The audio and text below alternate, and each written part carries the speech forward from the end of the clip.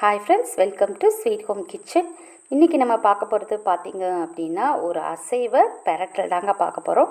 என்னென்ன அப்படின்னு பார்த்திங்க அப்படின்னா ஈரல், சவரொட்டி இது ரெண்டையும் போட்டு ஒரு மசாலா பெரட்டல் மாதிரி பண்ணியாச்சு. ஈரல் பார்த்திங்க அப்படின்னா ரொம்ப ரொம்ப நல்லது நம்மளோட ஹெல்த்துக்கு. அதே போல் சவரொட்டி பார்த்திங்க அப்படின்னா ரத்தம் ரொம்ப கம்மியாக இருக்கிறவங்க சவரொட்டி சாப்பிட்டா ரத்தம் அதிகமாக ஊறும் அப்படின்னு சொல்லுவாங்க. இதை எப்படி க்ளீன் பண்ணலாம் அப்படின்னா, நல்லா சுடு தண்ணியை கொதிக்க வச்சுட்டு அதில் சவரொட்டியை போட்டுருங்க.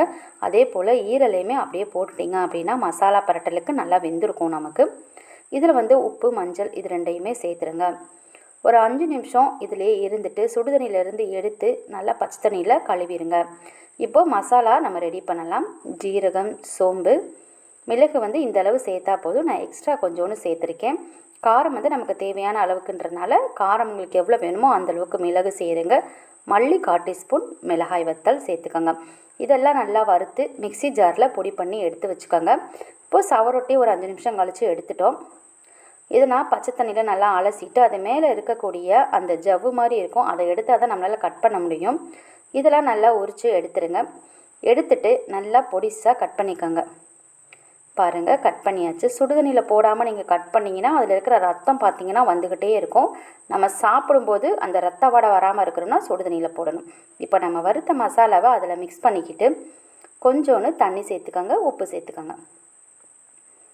சேர்த்துட்டு ஒரு 5 நிமிஷம் இதையுமே பார்த்திங்கன்னா அப்படியே வச்சிடணும்.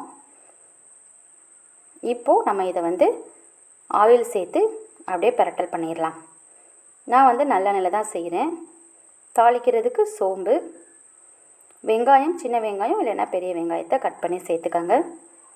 சேர்த்துட்டு நல்லா பரட்டி வச்சுருக்கோம் பாருங்கள், அதை அப்படியே இதில் சேர்த்துட்டிங்க அப்படின்னா ரொம்ப ரொம்ப ரொம்ப சூப்பராக இருக்கும். சூடாக சாதம் வடித்து அதில் இந்த சவரொட்டி, ஈரல் ரெண்டையும் போட்டு பரட்டி சாப்பிட்டிங்க அப்படின்னா ரொம்ப நல்லாயிருக்கும்.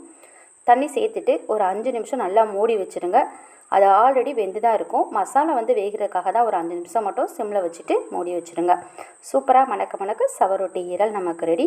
வீடியோ பிடிச்சிருந்தா லைக் பண்ணுங்கள், ஷேர் பண்ணுங்கள், ஃப்ரெண்ட்ஸ் அண்ட் ஃபேமிலியோட ஷேர் பண்ணிக்கோங்க. மறக்காமல் sweet home kitchen channel subscribe பண்ணுங்கள்.